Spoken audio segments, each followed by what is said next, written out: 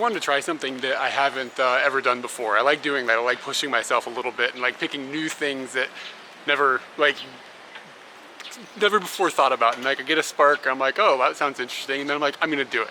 Which is why we traveled around the world like back in the day, like 6 years ago or whatever. And I don't know, this time I've decided that I want to try to hitchhike in Japan. So I've never done this before. We've done very, very short distances in the past, but I thought, you know, I'll give it a try, and if I'm gonna do it, I'm gonna do it for real. So my goal is to get to Hokkaido, which from Tokyo is quite a ways, like quite a trek. Usually you fly. So yeah, Hokkaido is the northernmost island in Japan. We've been there a couple of times in the past, but we've always been to the western side. I want to try to go to the eastern side. So I'm gonna try to do that from Tokyo. And I've done basically zero research. I just know that it is possible. I've asked some Japanese people that have done it in the past, but it's not a common thing to see hitchhikers. So I'm not really sure how people are going to react, and I'm not really sure how frequently I'll get rides, and I only vaguely know how to get a ride hitchhiking, like as stupid as that sounds. Like the way to do this is to get on the highway system, but getting onto the highway system is a pain because it's a toll road, and you can't just walk up onto you just can't walk onto the highway, like, you know, it's not legal. So I Googled it, and there's a place just north of Tokyo where you can access a service area, which is like a rest stop basically, and you can access that by foot. Not, you're not supposed to, but apparently the fence is really low, so that's what I'm gonna try to do. So that's where I'm headed right now. I'm walking to the train station. I'm gonna hop a train up out of Tokyo, and then hopefully make my way north. And I don't know, I guess I'll aim for Fukushima tonight? I have no idea. So I have to say I'm a bit nervous, and it's weird to be traveling, of course, without Katie, because I've never really done that before. And it'll be an adventure, and there's a lot of unknowns. Like, I don't know how the video series is gonna work by myself. How do I shoot videos alone all the time? Like, it's weird, you know what I mean? Like, Katie's not here. And I don't know how I'm going to be able to continue producing videos while I'm running on the road. And I'm gonna try, and we're gonna see what happens. So if you wanna follow this, I'm going to probably put everything on our Twitter feed, because it's the easiest thing to access. I don't have a cell phone, I don't have data, but I'll find Wi-Fi at, like, you know, convenience stores and things like that. So if you want to follow this, I'm going to try to do this live as I'm going along, as live as I possibly can without internet to me. And it'll be on our Twitter feed. It's like Katie and Eric at Twitter, however that works. I don't really know how Twitter works. And I'm sorry I'm not going to be able to probably be replying to a lot of things, obviously. But if you want to keep an eye on if I'm dead or not, that'll probably be the best place. And if you're watching this video way after the fact that I went on this trip, then maybe the Twitter feed will have the historical documentation of how my trip went. In addition to the video series, I hope I'm able to keep producing. So, like I said, there's a lot of questions. Everybody's looking at me videotaping myself. See, they look less when Katie's holding the camera. This just looks like a madman. So about an hour and a half has passed, and I've taken a train north out of Tokyo and ended up in a place called Hasuda. And I've never heard of this place before, but it just seems to be like another part of like suburban Tokyo or whatever. I think we're still in Saitama Prefecture, so that's where we used to live like a few years ago. Same prefecture, but the opposite side of it. Anyway, so the reason that I came here specifically is because last night I Googled, like, okay, how you hitchhike out of Tokyo, because the issue is that, like, there's a million roads that go a million directions out of Tokyo. So catching one going the direction that you're trying to get is really difficult. So I came up to where I'm on that road now to narrow down, like, I mean, everybody going north on this road is going to the same north I want to go to. So it just like simplifies it. And also, like I said earlier, there's a service, you gotta get into a service area, I guess. And the service areas are not always accessible by foot. And this one apparently sort of is, according to this website that I found. So I ended up taking the train up here, and then I took a bus to the city hall, and then the city hall is right next to the highway. And now I'm looking for a way to get into the service area. So I'm just kind of walking along, like following, I could see the signs from above the bridge, like that service area, so I'm following that direction. I have no idea what I'm doing. So it'll be interesting. I have no idea. Like I said earlier, I have no idea what's going to happen. It's really exciting. I realize that a lot of people are going to be like, why isn't Katie with you? And the main reason behind that is that it's August and it's like the busiest part of the year for her at work. So she's just constantly working, and I'm like, you know, at home, and we can't go on trips, and like we barely see each other. Sometimes she has to work Saturdays, sometimes she has to work long days. And like she just doesn't have time to go travel. She doesn't have time to go do anything. And she was really excited when I told her I was gonna do this. She's like, yeah, that's a great idea, because I think she likes the idea of me pushing myself as well, like trying different things and like, you know, stuff like that. I think it's good for you to do things like that, and she sees the value in that. So this is totally not a thing where it's like, oh, we had a fight or something and I'm just like, you know, going off on a trip to get away from her. That's totally not what's going on. It's absolutely the opposite. She's really supportive of this adventure idea. And I think maybe she's hoping that if I get confident doing this, then she can do it in the future too. Like we can do it together. So I don't know, maybe she has a little bit of ulterior motive there. But yeah, so I'm just walking along the road. I guess I'll get to a service area in a minute. I don't know. I look on Google Maps and it looked like it still existed, but like, how old could that be? I mean, maybe the fence is bigger now. Like for the street view, so it showed a short fence. Maybe it's like an electric fence with armed guards. I don't know. So this little green fence here, that was all that was there. And I don't think I was supposed to hop over that fence, but I also don't think anybody really cares, to be honest with you. Like, Japan is a little like, it's different in America. Like, the police don't really care what you do if you don't screw somebody else's day up. Like, and hitchhiking, from what I've researched, is legal, so I'm not worried about it in that aspect. And as long as I'm not walking down the highway, I think everybody is, like, legit. Because that's dangerous. Like, you get killed and cause accidents and stuff, obviously. So, trying to avoid that pretty much 100% of the time.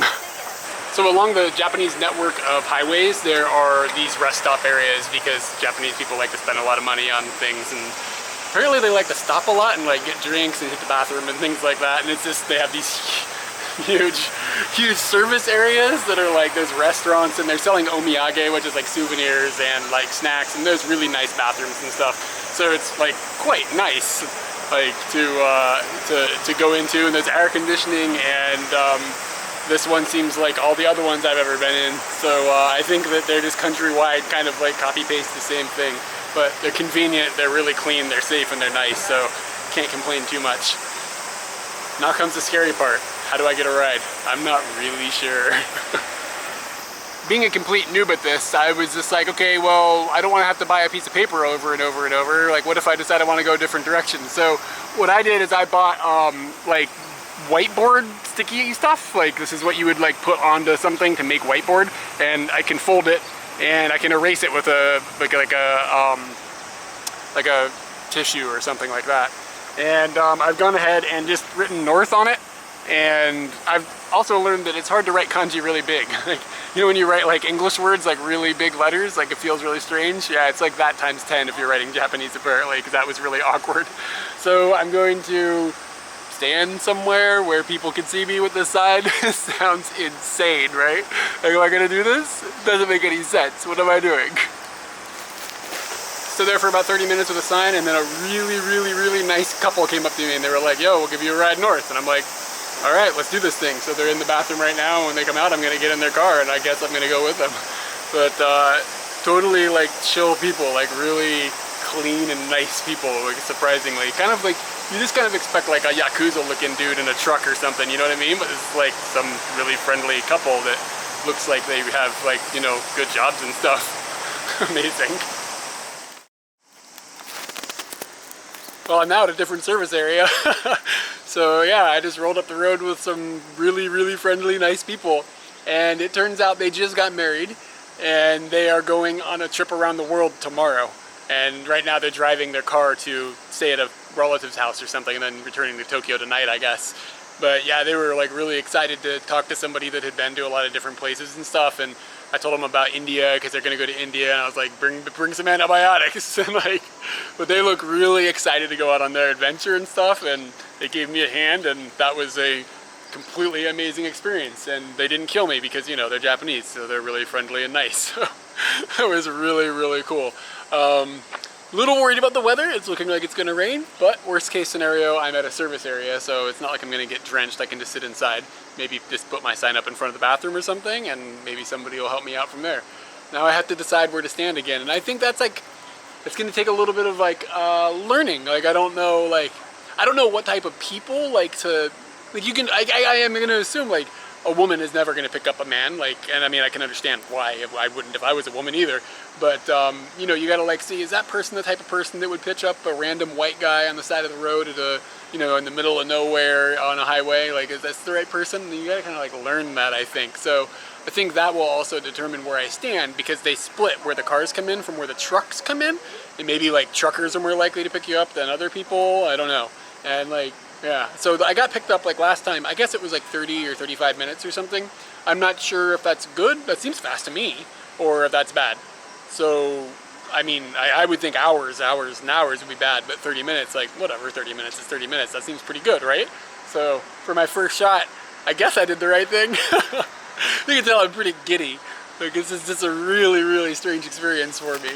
By the way, I just looked at a sign. I'm just outside of Sano, which is in Tochigi, I think.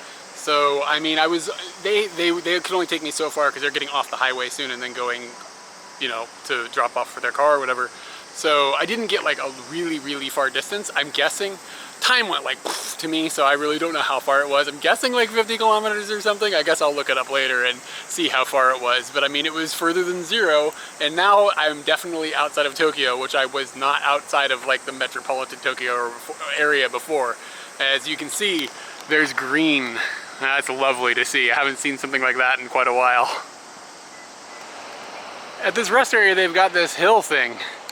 What is this exactly? I think it's just a place for people to come stretch, but it looks like it would be a lot of fun on a BMX bike.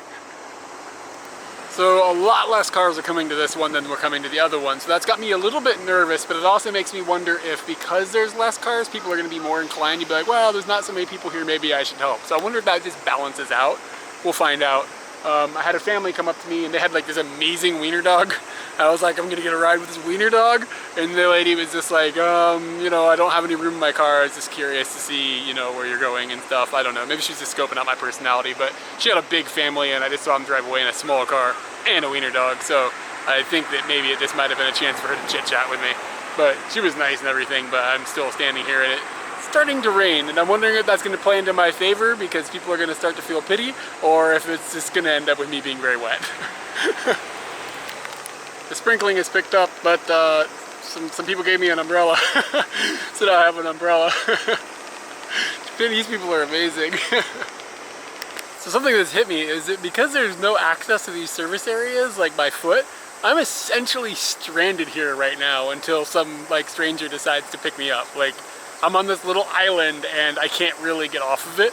I mean, I guess I could hop a fence and just start walking into the woods, but I mean, I'm 100% dependent on the kindness of strangers at this point. And there's something like, kind of like liberating about that in a really weird way. It's so confining, but so liberating at the same time. It's a pretty interesting feeling.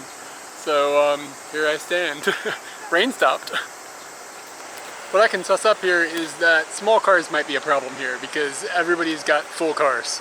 And because they're on the highway, they're going long distances, so they have suitcases, etc., etc. So I've had a lot of people that just like stop and apologize. Like, sorry, we don't have room in our car because wiener dogs. Took about 40 minutes this time, I guess. I'm having trouble tracking time because like my brain is going like a million miles an hour. So, but yeah, it took about 40 minutes, I think. And a guy is now, he's hitting the toilet, having a cigarette, and then we're off. And it looks like he's working because he's in a car that's got like his name on the side, like the company name on it. And the license plates are from Tokyo. So I'm not sure how far he can take me. I told him like towards Fukushima, and he was like, all right. So here we go. All right, so I have made it to Fukushima Prefecture, and I am in Koriyama, which is a place that I had never heard of before I got here. So the last guy that I rode with, he busted me like, I don't know, 150 kilometers or something. That's kind of a rough guess. I'm not 100% sure how far we made it, but it was quite a ways. And he was just, I think he picked me up because he just wanted to speak English, and his English was really actually quite good. And so we just had a really long conversation about like American politics and like things that are going on in the Middle East, and he had questions about like race relations and stuff, and just really fun conversation. And he was a really smart guy, and he knew a lot about a lot of things, but was really interested in the perspective of a foreigner and stuff. So it was a really cool experience again. So far 2 rides we're doing good. There was no problems at all, no weird people, no henshin. But now it's really raining. So, and it's dark. So if it's dark, I'm not even gonna try to get a ride. So I'm just gonna stay where I'm at and see if I can find some place that I can stay that isn't too expensive. And oh, the dude said that the city is famous for gyoza. So maybe I'll find some gyoza to eat. And I don't know if I'll stay here tomorrow or what.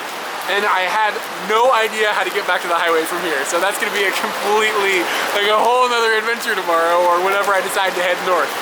But yeah, awesome. I'm really excited this is working. I found a manga cafe that's near the train station. I'm gonna try to stay there, but you can only stay there for 8 hours. So I don't wanna leave at like 4 in the morning. So now I'm sort of just like killing a bit of time before I could check in or even ask if they have an available room. So I'm looking for food and I'm really hungry. But this town is sort of shut down and it's rainy. So like I'm under a covered walkway right now, which is great, but like if I want to like explore the alleyways and stuff, I'm gonna get wet. That's kind of a bummer, but it's not cold or anything. It's just I'll be wet. And I don't have a really efficient way. I'm not gonna have access to a dryer, you know what I mean? So I don't wanna really get soaking wet. And I drifted down one alleyway and it was like the red light district. So they were like, a lot of Chinese people were like, yo, we want your money. And I'm like, I don't want yo, you know, yo you. So I'm still on the move here, seeing if I can find something. Hey, this looks not so bad. They've got some lanterns on this road. Hey, that's really cool, but I doubt there's anything down there. I tried, but I failed. I didn't find like one of the local gyoza joints, and I ended up in a place that, look, I guess after I went in, I didn't think it was a chain, but I think it's a chain because what I ended up eating was a Hiroshima style, like tsukemen. And tsukemen is like a cold noodle dish with some sauce on the side, the broth is on the side, they're separated, and then you dip the noodles into the dish and you just eat it, and like that. So you get them kind of like soaked, but they don't like cook in it exactly, so it makes the texture a little bit different. It was really spicy. And they also did have some gyoza that I got because I'm in Gyoza Town, but I don't think it's like special to this area at all. It's just like, I heard the word gyoza earlier and I was like, I want to get gyoza, and I found some gyoza, so I'm pretty happy about it. And the gyoza was really good. It was in like a miso paste or something, and it was a little bit spicy as well. So yeah, I don't know if this place exists in Tokyo, but I would eat there again. It was pretty good. We've mentioned in previous videos how if you go to a new area and you go out one side of the train station, you get one feeling, and then you go out the other side of the train station, you get a completely different feeling. So I was like, okay, I got some time. Like I'm not really tired enough to go to sleep yet. And since I'll kind of be on a timer when I stay at this manga cafe that I'm hoping they're gonna have a room for, I'll explain the manga cafe more later, by the way. I want to make sure when I go in, I can just go to sleep right away. Like there's no point in paying to sit there and be awake. You know what I mean? Like by the hour, when my goal is to sleep. So I came over to the other side of the train station thinking, oh, it'll probably be a lot of stuff. There's apparently 500,000 people to live in this city. And I walked for what felt like forever to cross the train tracks and then down this like white corridor that they've got, and popped out the other side, and it's really quiet comparatively. Like there's a hotel over here and a Family Mart, and that's it. It's really strange. It's like a completely different feeling. And it feels way more relaxed and laid back than Hooker Town on the other side of the tracks. I'm going back to Hooker Town. I survived the night, and I'll talk about that in just a minute. But first, I hit a convenience store. It's time for breakfast. I got an onigiri, and this one is ume and katsuo, which, as you can see in English right there, is pickled plum, and bonito. And bonito is kind of like a fish thing, and I'm a little worried. I didn't notice that it said that. I just saw the ume, like the big ume glaring at me through the package. I was like, I'm getting that. I love these things, but then I realized, dang, fish stuffs.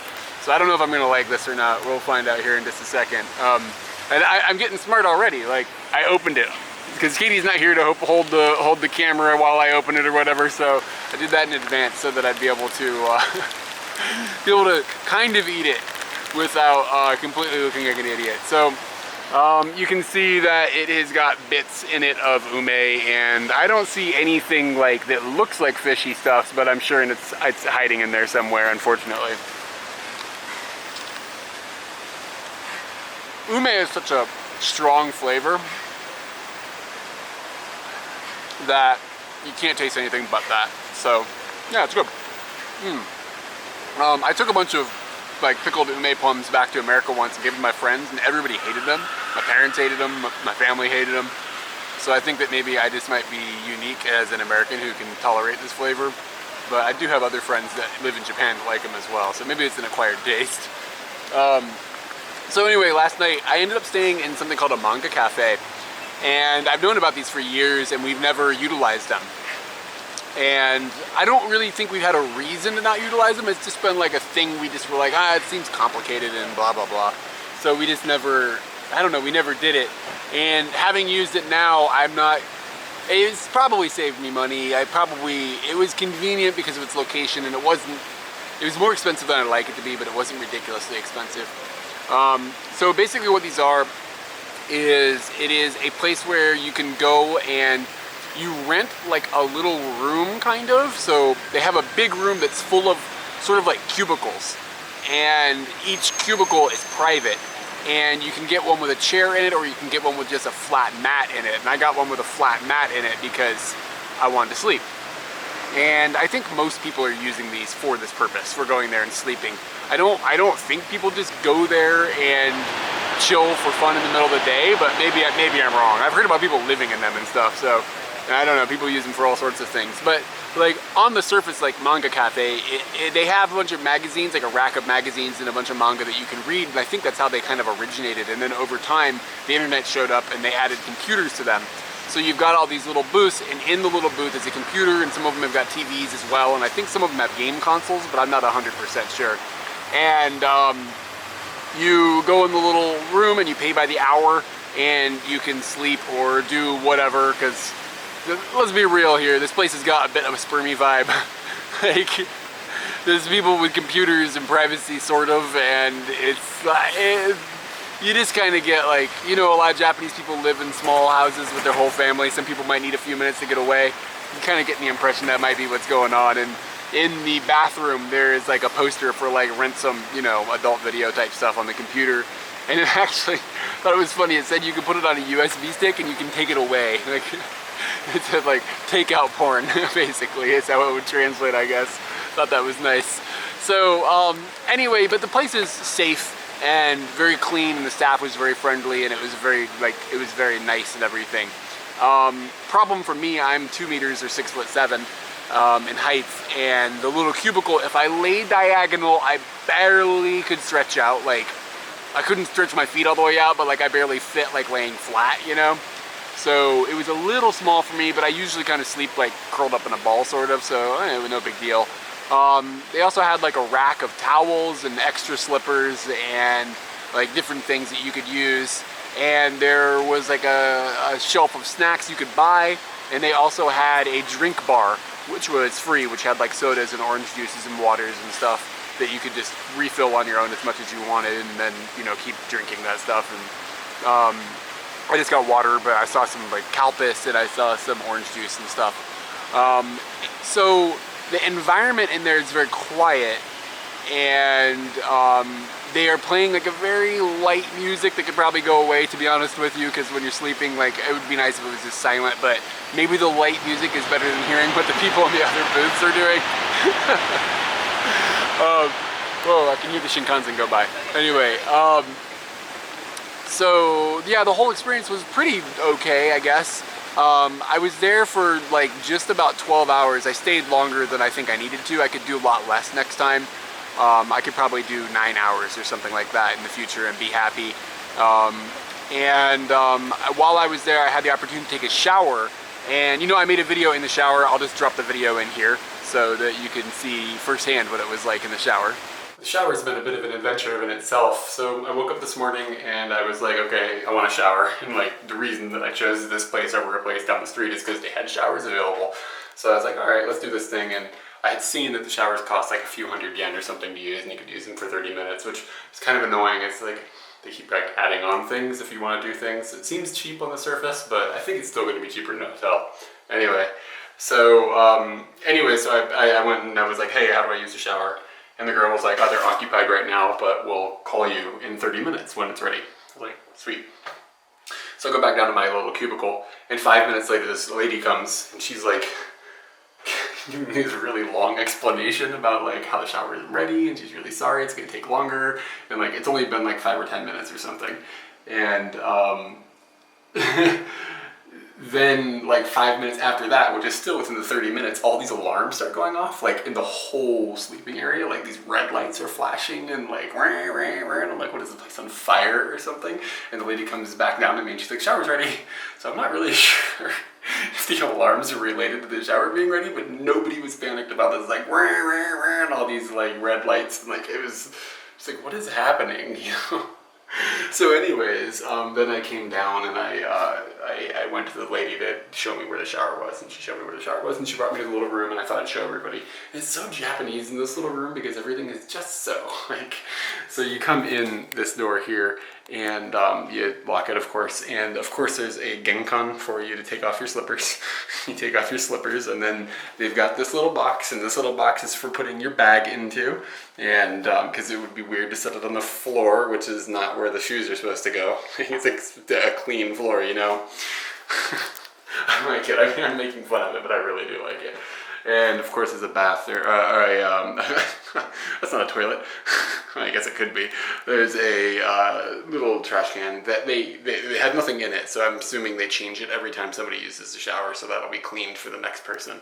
And then a little phone in case there's a problem, of course, and then hooks in the walls and stuff for your things. And then a big like vanity. And they charge you extra for using a towel. So I carry a towel, but I realized that I didn't want to get my towel wet, so I just used this to dry myself. So that was the cheapest way, and now I don't have a wet towel. And the shower is like a big walk-in unit, and the whole thing is plastic like Japanese showers tend to be, and the water pressure was really good, and you can put the thing up higher, thank God. So it was legit, and there's shampoo, face wash, and body wash. So I guess for a couple hundred yen or whatever this costs, that's not, really shouldn't be complaining. It's a pretty nice shower. Yeah, so that's the shower, and the reason that I didn't shoot this explanation video while I was in the building is because it's quiet. And they told me like make sure your phone is on manner mode or silent mode, and make sure that you don't make a whole lot of noise and all that. So like I didn't want to be intrusive or anything. But yeah, the whole thing ended up costing with the shower, and you have to buy a membership card, which is a few hundred yen every time you go to a new one of these things. It's a chain, so if I find another one, I can use my membership card. It builds points on the card or something, and then you can use the points. I don't know. It's really complicated. I haven't really figured it all out. But anyway, you have to buy a membership card. It was like a 12-hour thing or something, and the shower, and it ended up coming in about $30, which to me is a little bit much. Like, I was hoping to do that for like $20 or something, but maybe next time if I did like a 9-hour pack and dried off with the blow dryer again, and didn't have to buy another membership card, it would be getting down into that area. So I guess I'll keep trying to look for these. I'll keep an eye for these and capsule hotels as well, which would be a very similar experience, I think. And maybe even try to find like cheap hotels, and I should open my couch surfing app, I think, too. Maybe that would be helpful. But it was a cool experience, and even though it was a little expensive, I'm glad I did it. And I might end up doing it a whole lot, so get used to it, I suppose. So from here, my next step is I gotta figure out how to get it back in a car. I want to try to make it to Sendai today, which is north of here. I don't even know how far, just a ways. It's a reasonable distance. I think it might be less than the distance I went yesterday. And if I can make it to Sendai, I'd be really happy. But yesterday when I left Tokyo, I was like, how do I hitchhike out of Tokyo? And there was a website and it said this, you just go to this place, like take this train to this bus and then hop this fence and then you can hitchhike from there. So I did the same thing from this town and there was no information. So I don't even know how to get back to the highway. So that's gonna take a little bit of like exploration, and I'm kind of looking forward to that experience, like just learning how to do that and everything. That is gonna be a cool thing. I've never had to do that exact type of thing in Japan before, so I'm excited about it. I'm not 100% sure, but I think this door is art, I guess. It's just a door. It's like outside of the train station. Why is there a door here? I'm a bit worried if I walk through it, I'll end up in another dimension. There's footprints. It's gotta be art, right? I don't understand art. Man, I think this door is artwork. It's got me thinking, like, maybe when you walk through this door, I was worried, like, if you walk through this door, do you go through another, like, into another dimension? And then I was like, well, I just tried it and I didn't. But how do I know I didn't? This door's got me thinking. Maybe everything on the other side is a little tiny different. I'm going back. Alright, so, I found Wi-Fi, and I didn't think to do this when I had, but it was in the internet cafe. Found Wi-Fi, and I looked up on Google Maps, like, okay, if I was to drive from right where I'm standing to Sendai, which is my goal, how would I get there? And it said that if you take this road, Highway 4, that then connects to the highway, the main, like, toll road, that then shoots up the coast or whatever and goes up to Sendai. So I was like, alright, so I guess I'll just walk up that road. So I'm walking to that Highway 4 road or whatever, and then I don't know what's gonna happen from there. My thought process is that you can't walk on the toll roads, like the freeways. So, like I said yesterday, for legality reasons and because it's dangerous. And the other problem is in Japan, there's not really a side of the road exactly the way that there is in the United States. So just standing on the side of the road and trying to hitch a ride, I think, could just be dangerous, even if it's not a highway.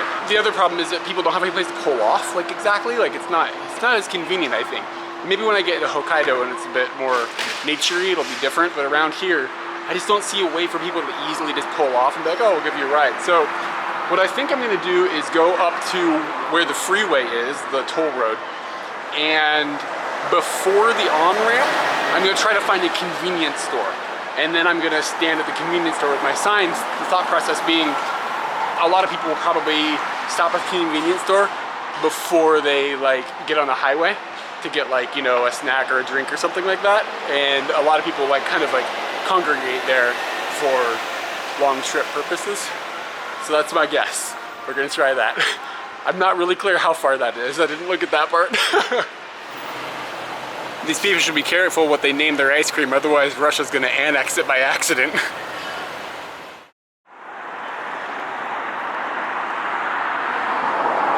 I love Japan. Summertime is always fun because these giant spiders start to show up. All right, Sendai, let's do this.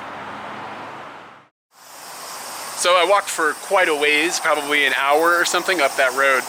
And like I showed before, it's really hard for people to pull over. So like, I mean, I held my sign up for Sendai, and a lot of people went by and smiled at me, and you could see them saying Sendai, like in there, you could read their mouth, but it took a while to get a ride. But eventually a dude pulled over and he was like, hey, I can take you as far as Fukushima. I was like, sweet. So I hopped in his car, and he was just a younger guy, and he was going to, he sells like lighting equipment or something. I can't remember right now, I'm so sorry, dude. But he's a salesman, and he sells like some sort of technological like thing. And he was going to Fukushima, but he hopped up on the highway up on that I was like trying to get onto, and I was like, hey, can you drop me off at the service area before your exit? And he was like, you got it. And now I'm in the highway network, so I'm thrilled because it's going to be a lot easier to get to Sendai now. At the service area, I just scored a big old bowl of steamy Fukushima pork curry rice. It looks pretty amazing. It's like Japanese trucker food.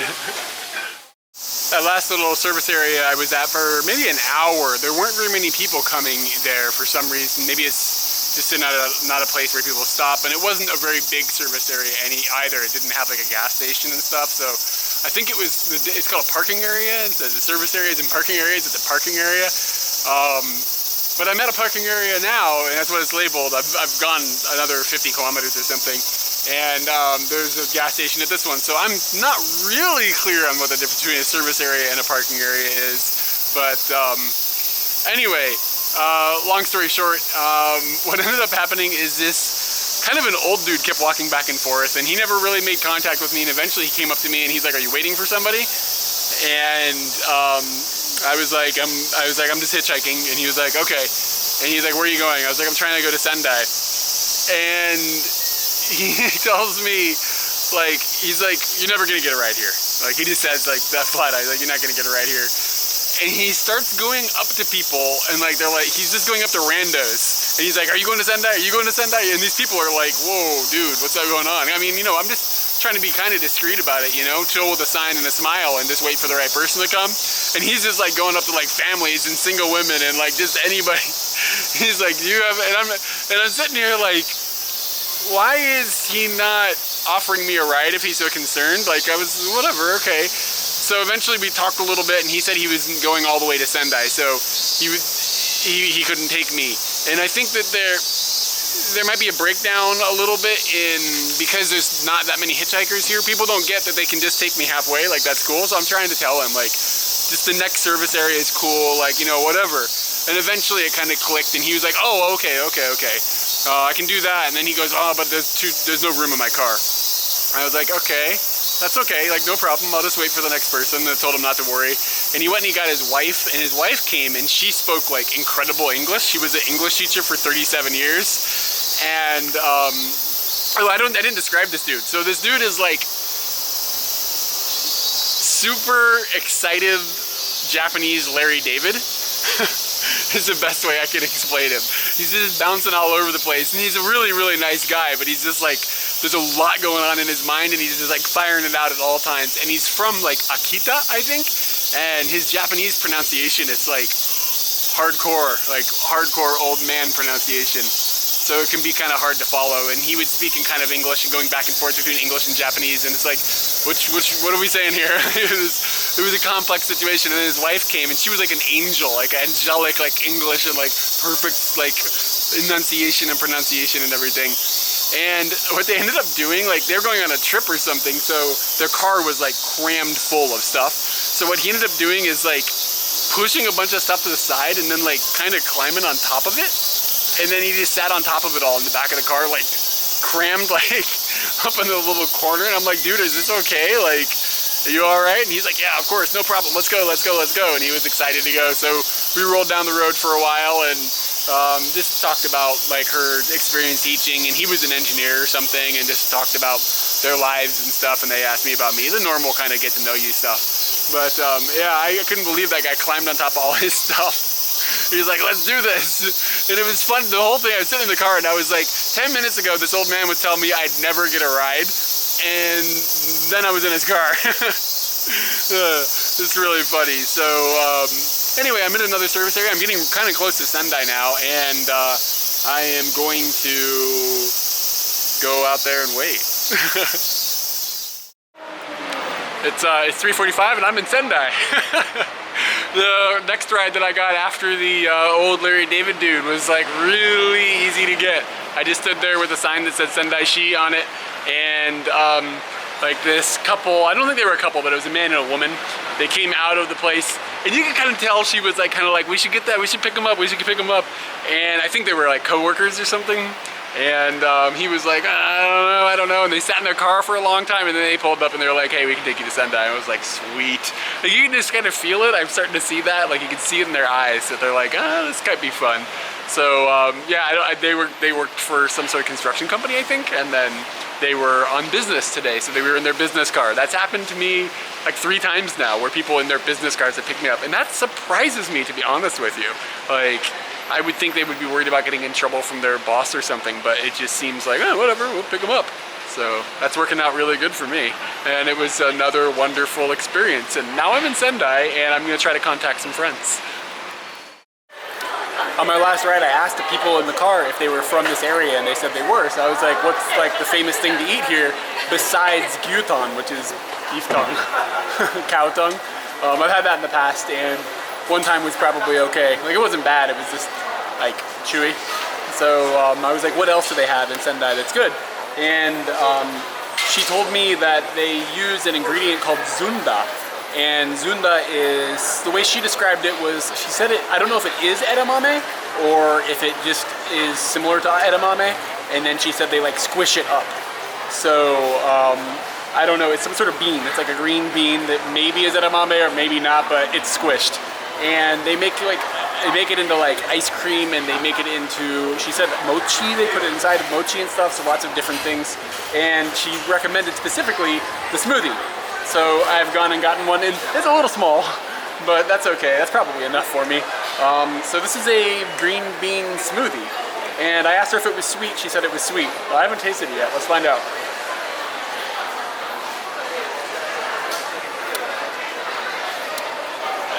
It tastes exactly like a green bean smoothie. Like, it's exactly what you would think. It's a little bit sweet.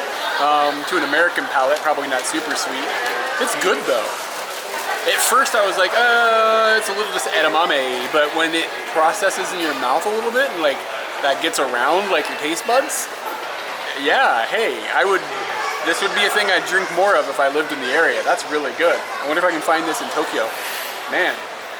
Alright, so if you come to Sendai, Zunda Smoothie. It's recommended by the lady in the car and by me. Earlier I stuck my big bag in these lockers and my umbrella didn't fit, so I took my umbrella and I put it right there. And as you can see, it's still here. It does make me wonder if it would still be here if it was raining though. But somebody would be like, snatching that. I do have friends here in Sendai and I hope I get to see them while we're here. And they've offered me a place to stay, but I just showed up and like, my friend is going to on a trip to Australia, I think, on Saturday or something. And I don't know, I just feel weird about just like barging in on their place like with like 5 minutes notice. Like, you know what I mean? Like, you just like, you don't want to be that guy. So I hit couch surfing, and those people are like, you know, out there, and they're like, hey, you know, barge in on my place with 5 minutes notice. That's what they're down for. So I hit couch surfing, and like within 2 minutes I got a reply from, I think, a Buddhist monk. So that's where I'm headed now. See what happens. Well, I'm now in this little share house thing that I couch surfed for. And if you don't know what couch surfing is, it's like this online community that's like worldwide. We've used it a few times in the past, and we've actually had hosted people as well, where you just like put a thing online, you're like, you can stay with me for free, and like you're not expected to pay at all or like take money or give money. There's no money that happens. And that's kind of the core of how it functions. So the thing that's amazing about it is you get to meet, it's very similar to hitchhiking in this sense that you get to meet people that just are completely random. And I'm totally staying with a Buddhist monk, like 100%. That dude came in here and he was in Buddhist monk clothes and had his head shaved and was really, really kind and showed me around the they have like a share house that's across the street from a temple that I haven't checked out yet. So maybe I'll get a chance to go over there and look at that. I'm not quite sure. But I think he'd be cool with that because he seems pretty like welcoming and everything. So anyway, this is the room that I've got for 2 days. I think I decided that I would stay here, and that'll give me some time tomorrow to edit a little bit because I want to try to edit a different video that I'm working on right now to get it up sometime before the end of the month. I don't know, I'm trying to figure out timelines now. It's really complicated. But let me show you the room. So when you come in this door, it opens and it has 3 bunk beds, and it looks like, I think he said they can sleep 5 people here if 2 people are willing to sleep on the floor. And there's like bedding and stuff in there, so if you are sleeping on the floor, you're set. And there's aircon and a clock, and he said that a doctor lives right there, and the doctor is really, really nice, and that's the doctor's garden. And then we got some Japanese-style doors, so like that. And this has got like a hardwood floor down here, and it's pretty nice. And of course, a shower, and it's way cleaner than my shower at home, let me tell you that. And that's just like, you know, your normal Japanese shower stuffs. And bath towel stuff. And coming back over here, we come in and we've got a little kitchen with one of these guys. And it's got the water heater on the wall, and they've actually got a dishwasher and Ooh, that's a SpongeBob toaster, y'all. And down here is the restroom. And there you go. That's what we've got. This is really, really shockingly nice. And he said that he had 2 other foreigners. I didn't catch what nationality they were, but 2 other foreigners stayed here the last 2 nights. And he said that they had hitchhiked from northern Japan southward and stayed here. So that's pretty amazing. That I feel like what I'm doing is pretty rare, but maybe not. I just used the restroom and I noticed the guy's translations. You remember, this is coming from the Buddhist monk dude. Like, it makes it a little funnier in context. So this is the big flush, and this is the little flush. And then down here we've got the controls for the washing mechanism. He's translated it to ass. I love it. Ass. This little couch surfing place that I'm staying at, it is named the Sunshine House. It says so on the front door. And I think it's more than just a clever name. I think it might be a description of this amazing skylight that they've built into the ceiling. I really like skylights. I like waking up in the morning and having like sunlight happening, and like it's something really magical about it, like falling out of the sky. It's like you get to sleep outside kind of without actually being outside.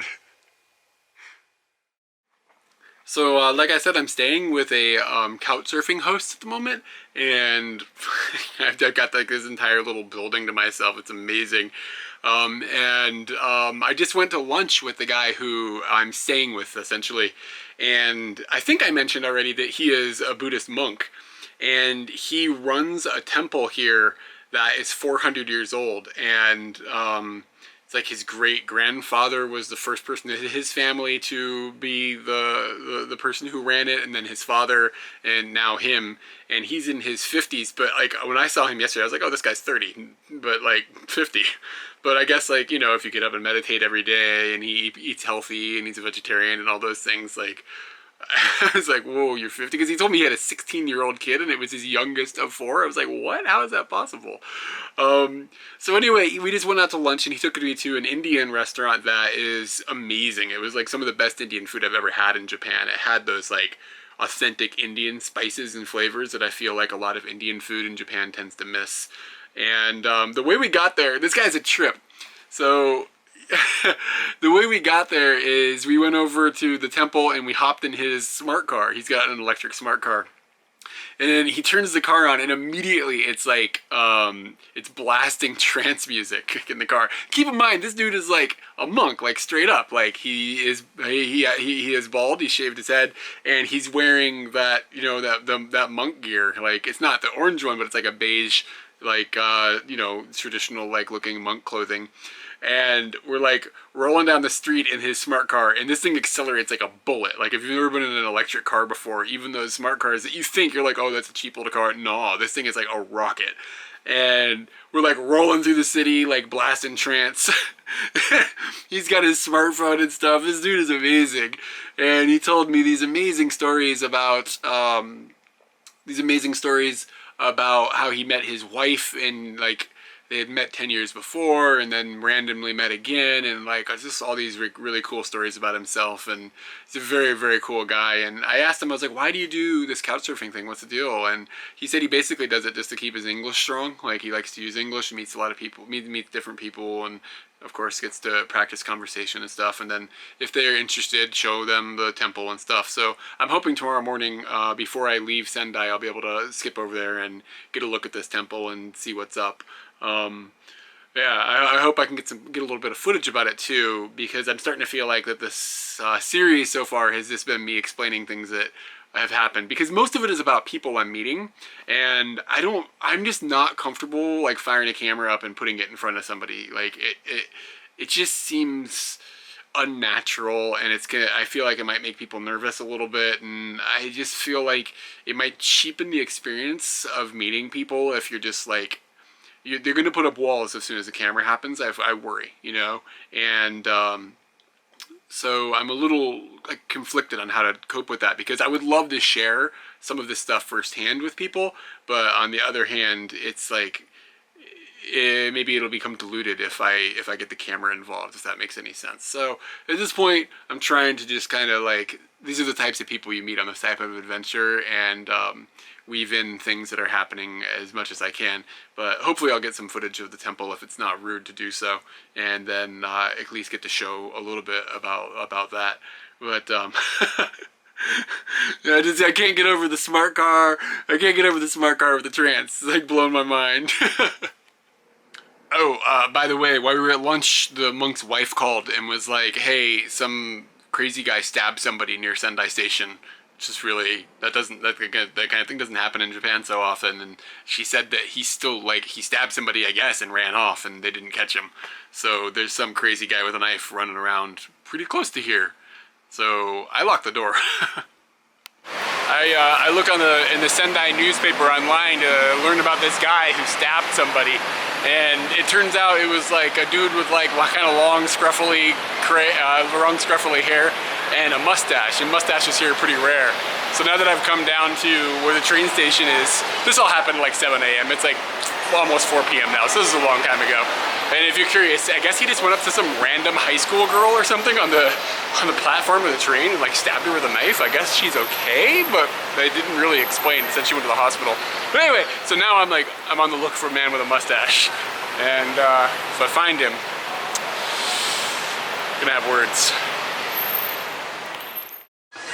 The weather was really, really nice tonight, so I was told by some friends that there was going to be a baseball game in Sendai, and it's really close to the station. Like, you could probably walk there in a few minutes, but they had a shuttle bus. I took the shuttle bus and came out to the stadium and decided to just check out the baseball game. And I'm like a big baseball fan or anything, as a lot of people are probably going to know from the video that we made about a Tokyo Swallows game in Tokyo a while ago. I'll put links to that. We made a video about that, so I'll put links to the video and stuff like in the description or whatever, so you can check that out if you want. So this experience was like very similar.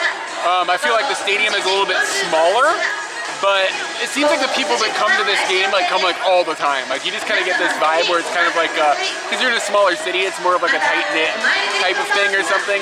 And they do the same stuff that they do at other baseball games in Japan, where they have a different cheer for every player when they go up to bat, and like it's all very polite and like very formulated, and there's drums and all this stuff. And they have little special things they do at different times in the game. So all that stuff is all very similar to what I had seen and made a video about in Tokyo. Something that's different though is this particular stadium is more like a carnival almost, and something that's very, very cool is that they have a Ferris wheel that you can go in the Ferris wheel and you can still see the game from the Ferris wheel. And I've never seen that before. Is that common at baseball games? I didn't think so. But yeah, they got a Ferris wheel, and they've got like this area for kids to bounce on these like rubber things that look like little hills, and like a place for kids to play in like water, and a merry-go-round. So it's like a go with the family and like have like a nice time at the carnival and watch a baseball game from the carnival type of environment. Pretty cool. Pretty cool atmosphere. I'm sure that really keeps families coming out and checking out the games. So it was pretty fun.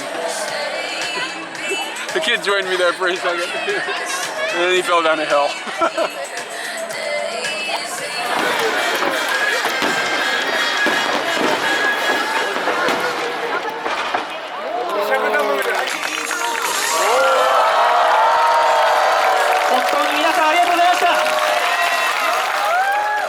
Also at the baseball game, they've got a haunted house, of course. What? When I had lunch today with my new monk friend, he ordered a non-alcoholic beer, which, I mean, just put that on top of the trance music and the speedy smart car and everything. It's just awesome, right? And they didn't have any non-alcoholic beer at the place, so he didn't get his non-alcoholic beer. So I stopped by and I picked him up a non-alcoholic beer.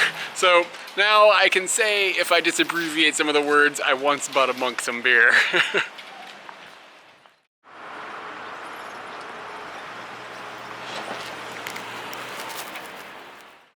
Hey guys, so that was the first episode of my hitchhiking trip that I'm actually still on right now as I shoot this, which is why there's no Katie here in this end card video. So I'm gonna try to keep this end card a little bit short because you've been like, you've been watching nothing but me for this whole time, and I don't really want to drag it out too much longer. But like usual, guys, if you like the video, hit the thumbs up button, and if you want to share it with somebody that might be interested in it, share it, and all of those things. And if you have any questions or anything, of course, hit us up in the comments, and I'll try to get back to you guys. And this trip, 100% I was capable of doing this because of Patreon. Without that, I totally would not be doing this right now. Well, without the Patreon support and all the really kind Japanese people picking me up and driving me places, but the Patreon support helps pay for every other part of this, all the hotels, all the food, and the time away from having another job right now. That's the only way this is working. So if you want to help me make more videos and help Katie and I together make more videos as well, then hit up Patreon, check it out, and if you're interested in it, that would be awesome. And if you're not interested in it, that's cool too. But at the very least, that thumbs up button helps drive more people to see our videos, and that helps as well. So if you could help us out with that, that'd be cool.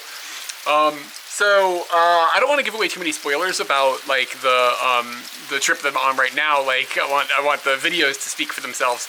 But if you can see, maybe you can see, yeah, you can definitely see. I can see the screen as well. It's raining, so that's what's giving me time to get some editing done and some uploading and things like that. So yeah, that's as far as I'm going with anything that's going on with the hitchhiking stuff right now. So we'll just leave it at that. And I want to address just one question in this particular end card that we get a lot. People are asking us this all the time. And Kudore Chef, I'm sorry about the pronunciation. Somebody had asked us a while ago on YouTube this, and I was just scrolling through it and I saw this and I was like, that would be a good question for the end card. And basically, this person said that they've been thinking about going back to college and trying to find a major that would be worth pursuing for both American job market and the Japanese job market, with the intention to perhaps live and work in Japan. And specifically asking about doing something outside of the teaching industry or outside of the English industry.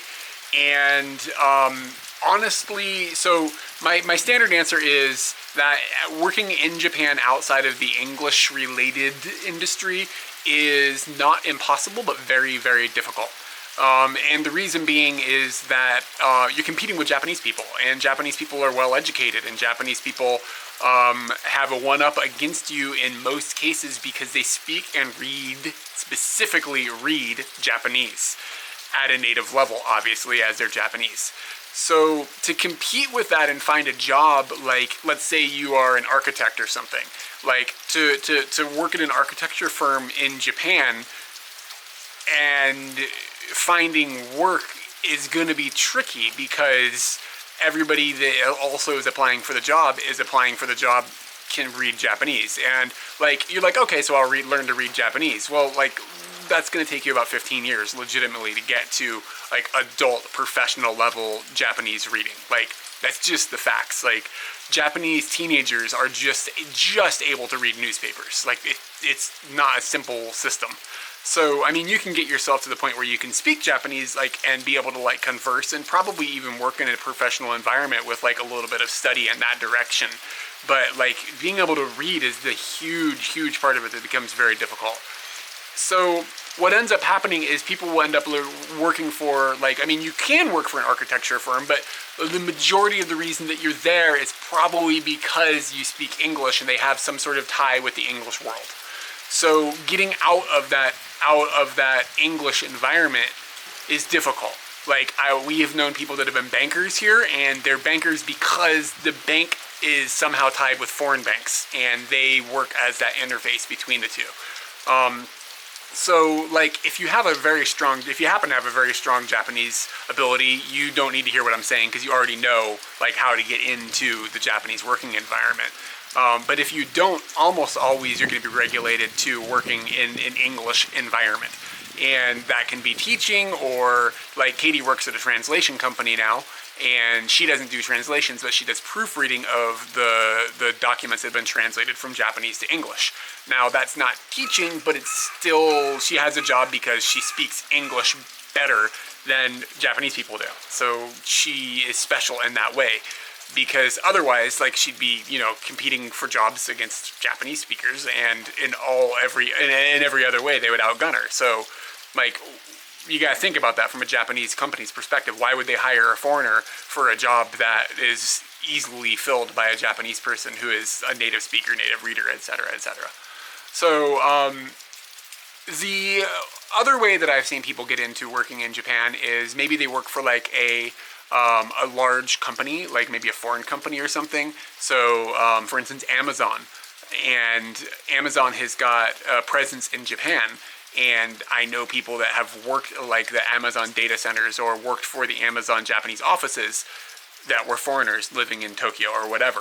And the reason is because they had gotten their job outside of Japan and then found a point at which they were able to transfer into Japan. So if you want to work in a non-English environment, that's probably your best bet, is try to find a company that is specifically in your industry that has a presence in Japan. Work for that company and see if you can make that transition into Japan. Of course, I think your first step would be start studying Japanese, because if you spoke Japanese, then you're going to have a much larger chance of them being willing to transfer you in. I mean, it's not it's not a necessity, as, I mean, plenty of people can live in Japan without having a high level of Japanese. However, it's certainly probably going to look better for that transferability. But I mean, still, you might be getting transferred in because you speak English, and their office is an English office, and that would be the whole reason that you're there. I mean, the whole reason that we came here in the first place was because we spoke English and could teach. Well, we spoke English. I wouldn't say we could teach, but we could speak English. And the whole reason that Katie has her job now is because she is good at English, something that at a level of which a Japanese person cannot achieve without tons of study, the same way it takes tons of study to become fluent in Japanese. So yeah, it's hard to get outside of like language stuff, but is it possible? I don't know. I mean, it's got to be. I knew people that worked for Toyota and stuff, and they were like management in Toyota. We met a guy that was management in 7-Eleven that was in Japan for a year. I think a year, but for a while anyways. So, I mean, it is possible, but again, they were transferred in from outside sources. Anyway, without getting too into that, a lot of other people ask specifically what our education background is, and I don't have a 4-year degree. I didn't go to university. But Katie does have a 4-year degree in psychology, and she got that from VCU, VCU, I think, the college in Richmond. Is that what it's called? Terrible. I think it was VCU. So she got that from VCU, and it's totally unrelated to any language-related stuff at all. She took Spanish. Like, that was not a part of it. We ended up here primarily just because we're native English speakers. I mean, and we're lucky that we have that opportunity, and we're 100% aware of that.